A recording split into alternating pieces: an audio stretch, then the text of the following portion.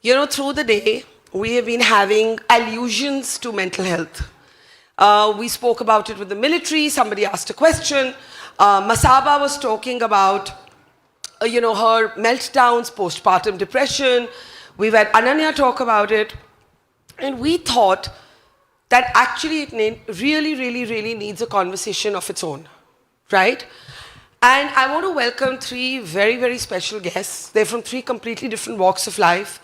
And they have all in their own way shone a light on this conversation that is so important to so many of you. And sometimes older people will say, hey, you young people, you have this language. Hamare time mein to ye hota hi nahi tha, right?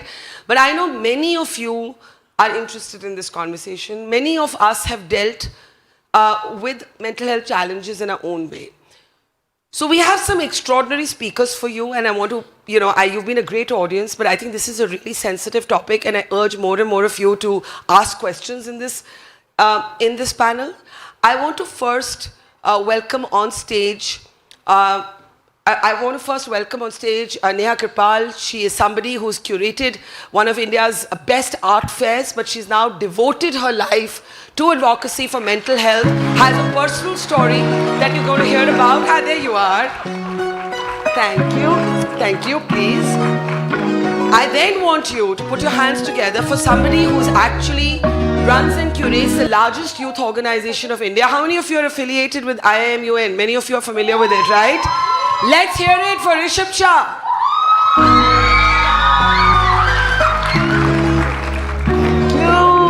Thank you, please.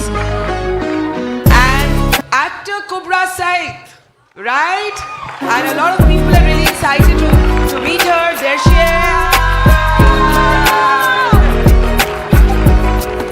Hello. How are you? Thank you.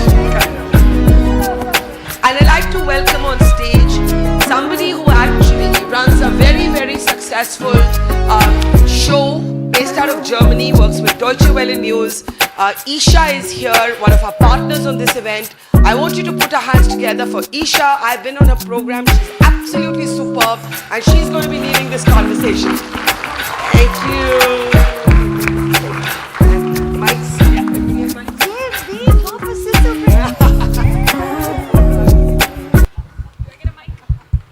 There are few there, but... Oh, okay. Neha needs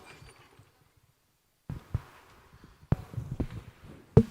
I have to thank Barkha for curating this session, because I know it's called We the Women, but mental health is something that does not decide whether you're male or female or you identify yourself as diverse.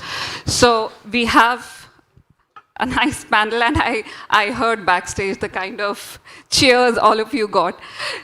Kubbra, let's start with you. You've been very vocal about mental health and how you've dealt with it. Now tell me, as an actor, when you have to do a difficult role, I'm sure all roles are difficult, but if you have a character where there's abuse, you're dealing with probably an abusive partner, and you have to show those emotions on your face, in your eyes, how difficult is it as a person? Do you have to dive deep within yourself? Does it bring back any trauma?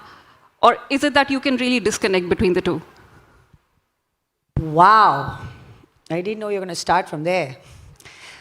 So what I've learned and realized in the process of being an actor is that you can't be one if you can't access your emotions. And accessing your emotions can be a very dangerous path.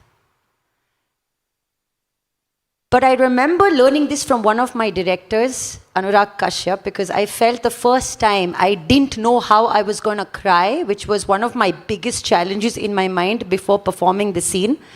He said, we're going to sit here, we're going to read the lines, we're going to be with ourselves, and we're going to open that window a little bit so that we can let those emotions come in. But before we leave here tonight, we're going to close that window. And I think we all have access to open that window and close it. And that's what keeps us alive, the access to emotions. But then what happens, I believe, is that when you're not an actor and you're just living life, which I do, I'm not always acting, so I'm not opening and closing the window. Sometimes they are floodgates. Sometimes they take over you. And I think with the world that we live in, we are kind of confused between like our languages. We call everything a trigger, but I think sometimes we are just annoyed or frustrated because a trigger takes you back into your past. And annoyance or frustrations is in that moment. So I feel when you know the differentiation and also the access, and you know that you hold the key to the door or the window, yeah, I think that kind of releases you. But I'm sure not every director is as good a therapist as Anurag Kashyap and would not give such analogies. Which is why I have a therapist, ma'am. I cannot rely on my directors and my co-actors. Sometimes I can't rely on myself. Right. So I do need that help. And I am not afraid to say that I need help. I'm not afraid to say I don't know. And that is very empowering, I feel. So I work in Germany as a journalist, and we have an on-site psychologist, especially for people who are in newsrooms, who are, who have to deal with footage of war and children dying of hunger and blood and everything. It does impact you. Either you get really immune, which is also not a very good sign, or you start getting depressed looking at that. But the backup is that you have an on-site psychologist. I don't think the film industry has anything of that sort. And coming to the numbers, Neha, you've been extremely active in this field. When I was researching numbers, in India, there is 1 psychiatrist to 1 lakh people. Now, we keep saying, go and seek help, go and see a therapist, but if there is 1 psychiatrist to 1 lakh people, how do we seek help? Yeah, it's. I think there are many challenges at that level. It's actually 1 lakh, 1 psychiatrist to 1 lakh patients. So people who actually need mental health and not the general population. So I think statistically speaking, we've got to like really wake up to the fact that the mental health challenges has arrived and is sort of really, as the floodgates, as Umra mentioned. So it's really, India's got 1/3 of the world's depressed, suicide and addiction cases. Suicide is the single largest cause of death in the age of 15 to 29. It's not road accidents, it's not any of those other challenges. It really is. And so mental health challenges are getting younger. Challenges around addiction and digital addiction, of course, we all talk about a lot, but various kinds of addiction, all of this is becoming sort of a real a problem to deal with. We're seeing across our we're seeing 10-year-olds who are coming in with depression and self-harm. We're seeing people who have undiagnosed and untreated developmental disorders or ADHD and other things later struggling and then dealing with the other mental health issues. And then, of course, there's this classic of separating mental health and physical health.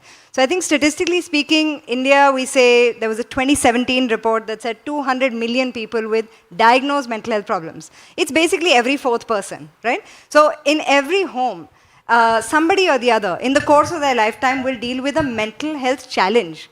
But mental health belongs to everybody, right? As you were saying, Rishabh, it's really, I mean, mental health is the right of everyone, and it's a spectrum. So we have to recognize that we'll bob in and out of mental health challenges, but essentially resilience and wellness is sitting in our mental health, which is sitting in our body. And, we all have to take ownership of that, recognize the challenges, and then either get help from a psychiatrist or a therapist. Maybe there are total about 8 or 10,000 psychiatrists and therapists in the country. We're training now actively because we have large clinical services. We reach about 600 cities across India. And most of these cities don't have anybody physically located in them, and so it has to be online. So creating more talent is a really important thing. Creating policies and certification around that, so it's not just a bunch of wounded soldiers who are out there practicing as therapists, but they're also bringing their clinical expertise. So some regulation around that is important.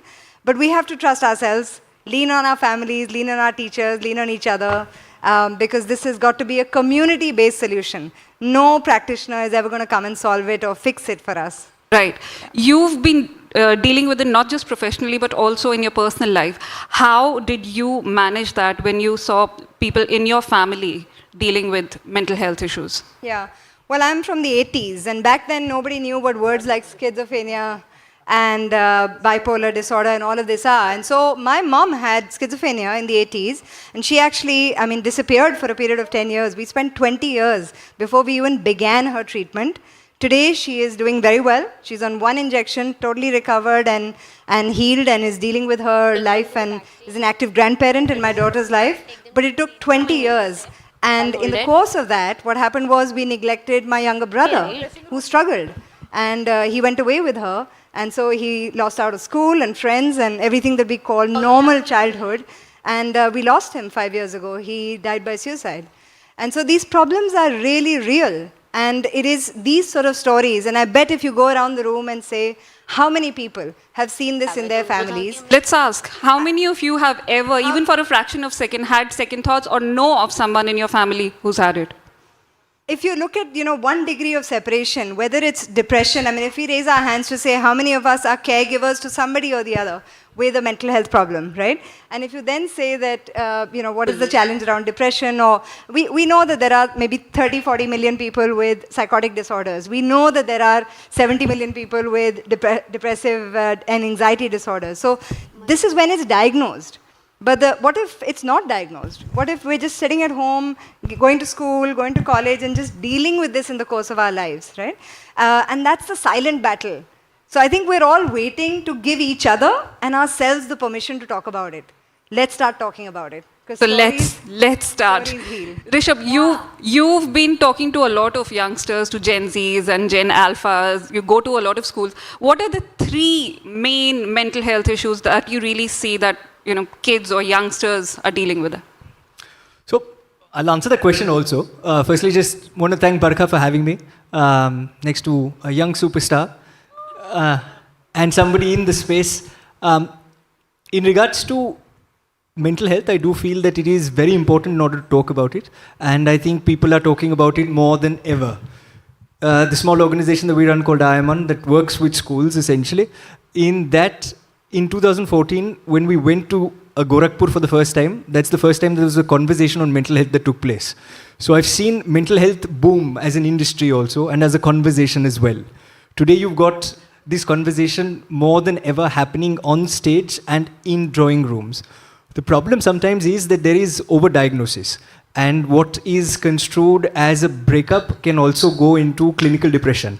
So the idea is that if one had a breakup in school, and I had far too many of them. But when that happened, it wasn't rushing to your therapist necessarily. So what is also important to state, I think, because of the stage and the platform that we are at, is that it is a real problem. It is a pressing issue. It's a gremlin of our times. But at the same point in time, overdiagnosis, and that also thinking that everybody is a victim, and then saying that, why are we building, and I often say this, that we're building a Pookie generation, and a generation full of Pookies, which is fine, which is nice, it's sweet for Gen Z and Gen Alpha. But the idea that we're building a victim mindset and we're not building necessarily a resilient mindset. And I think that's why it's also very important to see this problem from an Indian context. It's a universal problem, but it's a very different solution that is offered in the West through psychiatry, and a very different issue when it comes to India. So of course there are pressing issues like bipolar disorder. There are issues that young people are facing in schools and colleges and all across, and they're very well documented. What isn't documented is the fact that this sometimes gets misused. Mental health becomes an excuse, and then you've got a generation, like I said, which is using this in a way which might be other than what it was intended for. And so that's also a real problem that needs to be dealt with per se. But the 3 things that you said in terms of school, I think one is bipolar disorder. That is something that's very common that I do see in young people. But that's also because, and one must understand, it's the prefrontal cortex that's developing. It's an impressionable young mind that is there. Therefore, your hormones are changing, your body is changing, and therefore, what can be construed as a bipolar disorder is actually something just happening to your body at that point in time, which is what I'm trying to say. We're getting counselors, we're getting psychiatrists, but the thing is that are we trying to see this from making them feel that, look, there's something that is fundamentally wrong with you, vis-a-vis this is something that has happened biologically, and which is why you can deal with it slightly differently from just going to a therapist. So that's the context that I wanted to give. Also, I must say, because we're talking about India, the very first mention of mental health it's not a Western concept. It's a very much Indian concept. Sometimes parents don't yet accept it in households. The Charaka Samhita was the first book, which comes from the Agniviksha Samhita. That was the first book where you had mental health actually mentioned. So the fact that mental health is fundamentally an Indian thing that is spoken about since centuries, but the only thing is the context of seeing this is very different. Backstage we were talking about doctor-client confidentiality. Now in the West, it is compulsory in order to have doctor-client confidentiality. Even for an underage patient. Even in India, it's a compulsory thing. If you go and ask a psychiatrist, they will say this is a mandatory thing. I'm not saying that it shouldn't be mandatory, but just perhaps another perspective. The perspective being that India is a familial society. Today, a 16-year-old who's in India versus a person who's in the West. A person in the West is told saying, go and fend for yourself. Take care of yourself, get a roof above your head, get a job, etc., etc. Till date, turned 34 this year, my mom calls me up and says, Beta, khana khaya ki nahi? Now, the thing is, India is yet a deeply familial society. Your parents know a lot about you. Your parents will care about you till the time it's, from cradle to grave.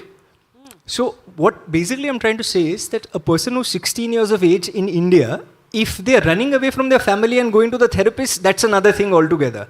But if they're not running away from the family and going to the therapist, why can't the therapist go to the family also, involve them and try to solve the problem? Now even Jung and Freud commented about this. But the thing is that up until the time we look at this from an Indian lens and try to see that India is a familial society, a lot of the problems that are there today, one is overdiagnosis, second is the fact that, we're solving these issues giving Western medication or Western solutions. So all of that must change, and I think it's about time that we start looking at it and make texts such as the Charaka Samhita a part of core curriculum per se. Is that possible, Neha?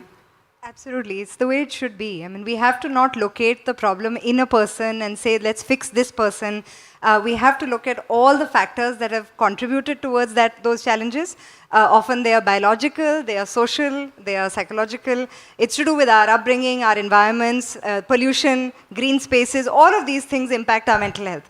And so as you look at this, we cannot continue to just adopt a Western biomedical model and say, have this medicine, do this, these 5 types of therapies will fix this.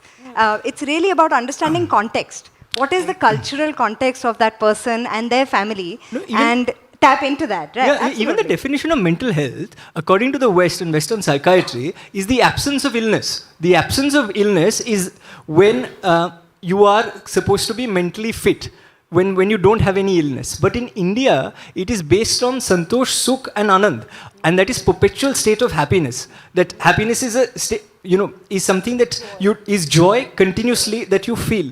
So the very definition and understanding of mental health as it exists in the West and the East is fundamentally different. Yeah. But the problem is that if you are trying to solve an issue, it's like us going out there and saying that yoga karo, meditation karo, and all the problems that are there in your life will go away. The guy who's 16 is like, I don't have time for meditation and yoga out there because I need to care about so many other issues. Right. Not saying that meditation and yoga won't work there. It's worked beautifully. But feeling low every time does not mean depression necessarily. No. And that is what you have to understand.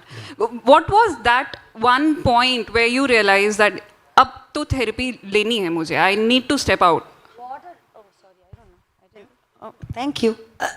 This is such an amazing question. I didn't go to therapy for any problem. I went to therapy because I firmly believed my family needed help and I will be role model. Only when I got into the therapist chair, I said, Arey bhai sahab, so many khud ka problem. But that was the realization. And I feel sometimes it's absolutely okay to be brave for your family. It's absolutely okay to be brave for your friends, for your community. Like the numbers that you just spoke of and the numbers that you agreed to are astounding numbers. If you have 1 lakh patients and 1 therapist, right?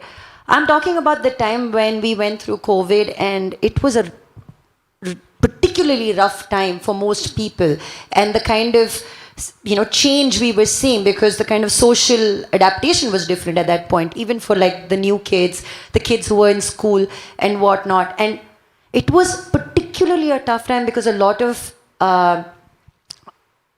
death by suicide cases were being reported and we were hearing about them.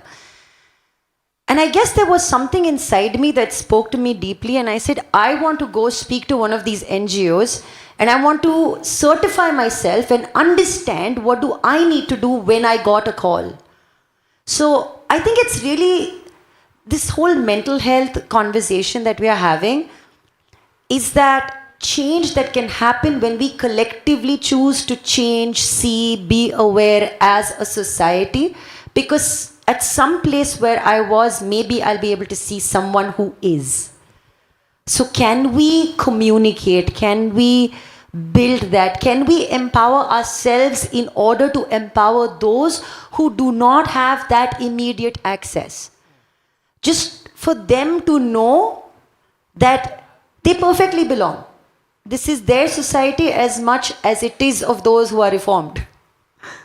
You know, I was in the audience when the session with Mr. Birla and his daughter Ananya, and he said it's like diabetes. In the family, somebody could have diabetes, and then you go to the doctor and you get it sorted, right? And it's the same thing here. So why make such a fuss around it? On my flight from Germany to India, I was watching Kartik Calling Kartik. मैंने अभी तक नहीं देखी थी. That came out in 2010. And I remember back in the day, a friend of mine who had gone to see the movie, he came back and said, पता नहीं क्या था यार, सस्पेंस थ्रिलर तो कुछ था नहीं, शुरू से तो मालूम था हमें कि वो खुद को फोन कर रहा है.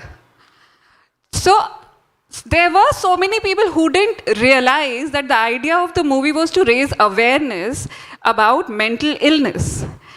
15 years later, we've talked a lot. A lot of celebs have come out and spoken very candidly about it. And awareness हो गया. Now I want to know, बात कर लिया, awareness हो गया, solutions कहाँ हैं? Of course, एक problem तो यही है, infrastructure नहीं है, right? If we have only one doctor to 1 lakh patients, that one doctor cannot talk to all those 1 lakh. So obviously there would be a huge gap. I don't know how many more years it would take to create that kind of infrastructure. Until that happens, what are the solutions that we could work on? Family support, like you said, but what if the family is the problem? So let's talk about some solutions and just collect some solutions, Rishabh. No, I don't know about solutions. I think for solutions, you should start in that order. Yeah. But Yeah, for solutions, maybe from here. I think, we all recognize there's no one size fits all, and we cannot keep waiting to go to the doctor, right? And so we have to be able to solve for things in our settings. So in the homes, in school, classrooms, at the dining table, normalizing conversations, opening it up, creating safe spaces so people don't feel judged, blamed, shamed, and embarrassed about owning their reality and truth, right? We're able to talk about it. Teachers are equipped to be able to recognize signs of distress. School management is investing in counselors to come in and help people. Where, young people are training as mental health first aiders, right? Suicide prevention programs exist, mental health first aiders programs. So we can help each other, right? Yes. So how do you create communities of care and support wherever you might be? You look at workplaces. We today work with over 150 corporates. They try and do mental health solutions for not just the employees, but also their families. But how can we actually help using apps, using online tools and resources also to put easy access in the hands of people? So 90% of the work can happen even before you get to a psychiatrist, right? You can support each other, you can get information, credible information from the right sources, right? Not just randomly chat GPTing something. Precisely, So I wanted to come to that. Yeah. Because I'd been to a lot of campuses and I realized that a lot of them told me that we talk to chat GPT in the evening. Yeah. Whenever they're heartbroken, they want to know from chat GPT कि अब आगे क्या करना है. And there have been cases where generative AI has told them कि कुछ भी नहीं हो पा रहा है तो जाओ मर जाओ. So you can't really rely on that kind of information. How do you create awareness on that कि this app ये वाला सही है, ये वाला गलत है? I think we have to also recognize that we're talking about depression, but actually the problem is of loneliness. It's of lack of connection. If we could go and talk to our parents safely and comfortably without feeling a backlash, we would do that, right? But oftentimes those circumstances don't allow for that. In homes where there may be certain challenges, that is why a lot of people are turning to technology as well. And at the same time, technology, of course, is built to try and take you away in any direction that you choose to. So it's quite dangerous because there's no filters, there's no perspective, there's no context. I think it's just about recognizing that we have a sense of agency and a responsibility to ourselves to be able to get help. And we all know at what stage we need help outside of us, from a family member or a friend, and at what stage usse bhi kuch nahi ho raha hai and you need to get specialist help. There are enough psychiatrists and therapists out there to be able to start trying to build that access. Now, it may not be in terms of sort of ongoing care in the optimum way in which it is needed. But the idea is that when you need help, do you take the first step? 80% of the journey is that first step. 20% is the rest of the entire journey of actually navigating care. It's the first step. That's and then the you most identify, difficult. do I need therapy? Do I need a psychiatrist? Do I need medication? What is my diagnosis? What is the challenge? Maybe there is no diagnosis. Right. Maybe I'm just dealing with traumas and you'll work through it. Right. Rishabh's been trying to pitch in. No. I just want to give an alternative perspective to the same thing, saying that sometimes it's the family that is the problem, and sometimes it is the phone that is the problem.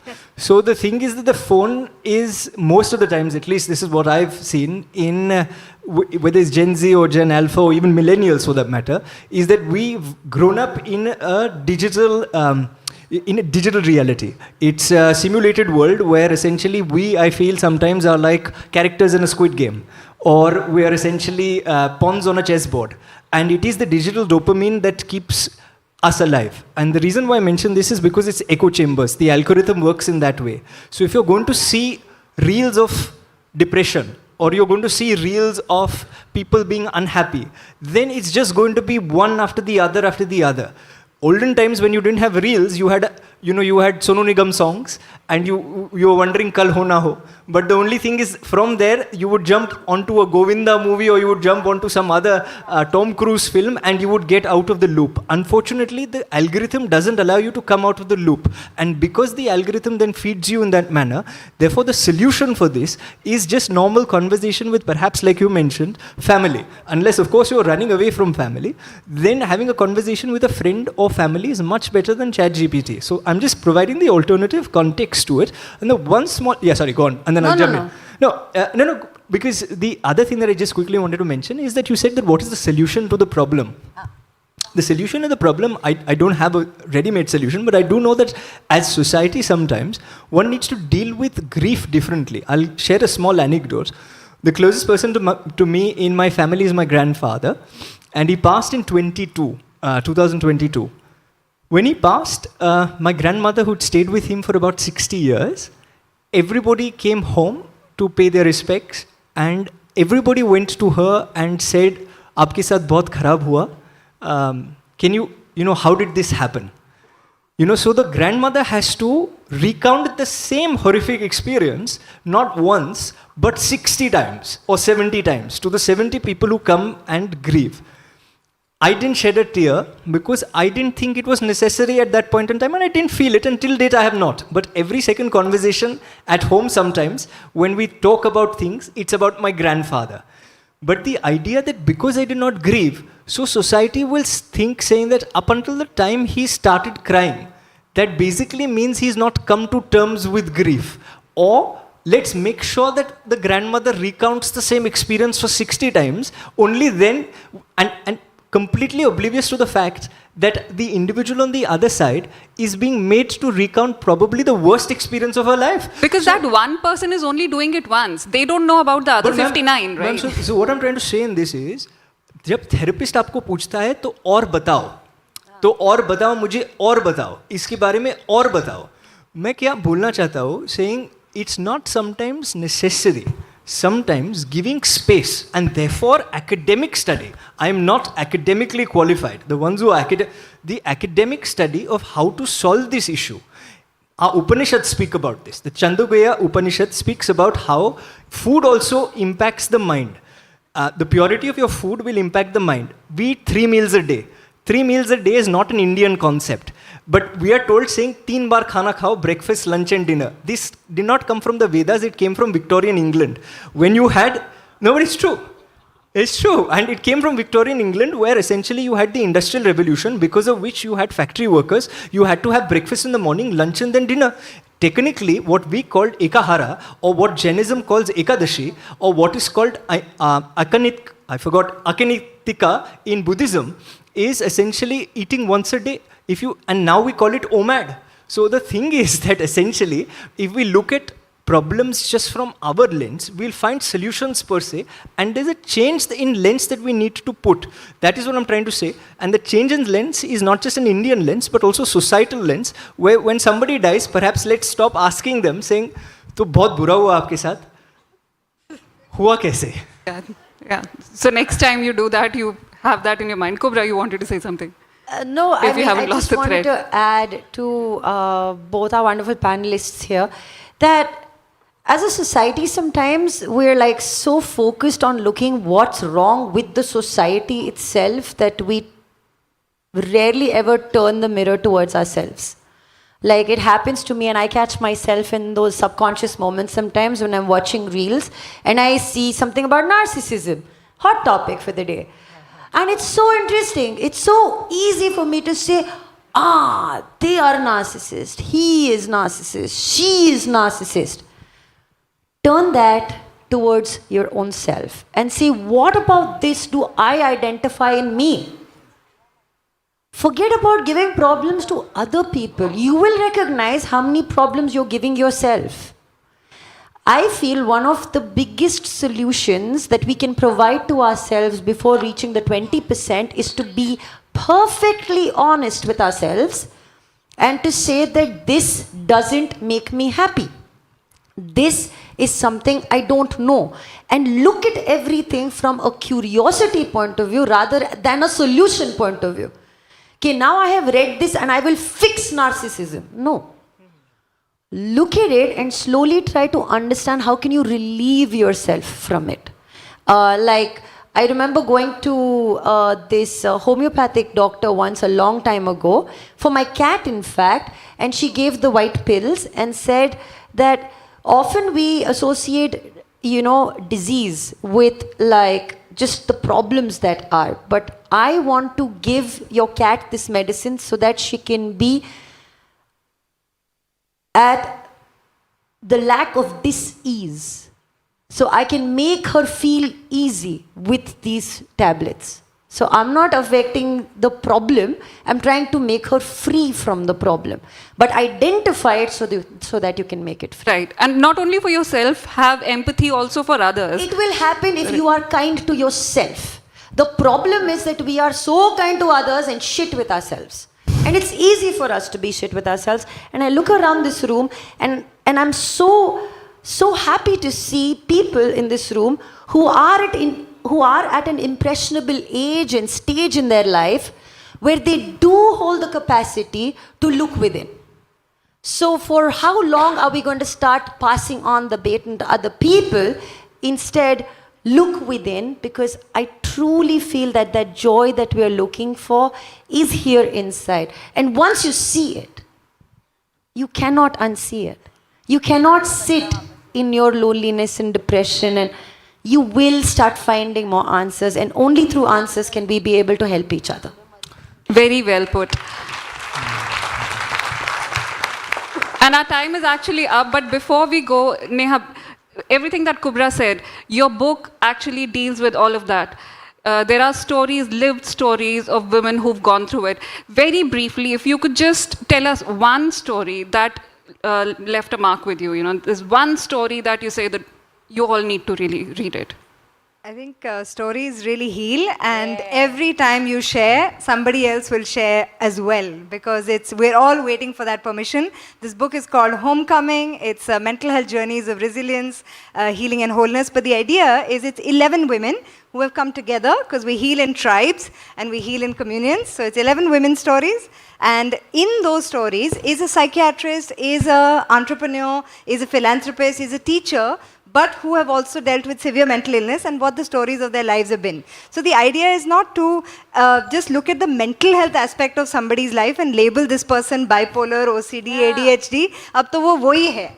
right? Instead, let's look at the whole person as a mother, as an entrepreneur. I mean, I'm here. I've shared a little bit of my story, and there are so many phenomenal stories. There's Zainab's story, for example, who grew up in the chawls of Juhu in the trans community, and what kind of challenges, traumas, rape, abuse, molestation, all of that have been seen in those communities, and how they have dealt with it. These stories are really powerful. Or Dr. Kavita Arora, who's a psychiatrist herself, but was a child carer to a parent with schizophrenia, and is now a child psychiatrist. And these are stories of resilience, but also of giving back. So inspiring. Right. I was reading an excerpt from the book yesterday, and I realized it made me think of my mother. Every time our mothers would say, "Jab tumhari umar mein hoga, tab pata chalega."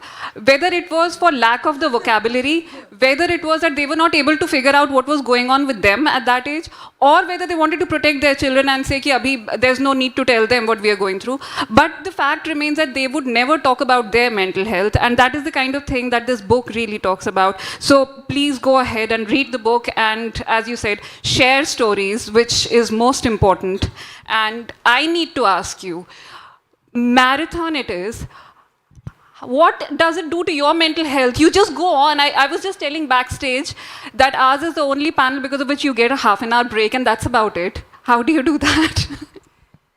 With a very sore throat and a lot of passion.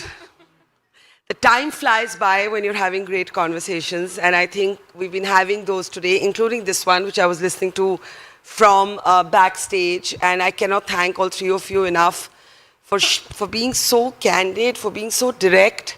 It's been wonderful to hear. And before we let all four of you go, we count you as the Changemakers of the Year. We've been recognizing and honoring Changemakers, all day. So if we can please have our awards on stage, this award from me, very humbly presented to all of you. Okay. To you first, because you make the most noise. Let's have a big round. Okay, guys, now you can't let me down. You have to be the best audience ever, right? And this is for our wonderful moderator, Isha. Wasn't she great? Wasn't she great? Yes. And Rishabh, whose new book you must absolutely read. You will be shocked at what you discover about influencers particularly. And to Neha for sharing and bearing your personal experiences with such courage. Thank you. Wow. Can I please request all four of you to just come up for a photograph? And I would like you to show them some love, because this has been one of the most difficult conversations to have. Thank you so much. A little louder, right? Yes. Thank you. Thank you so much. Thank you. Bye, darling. Thank you. Thank you.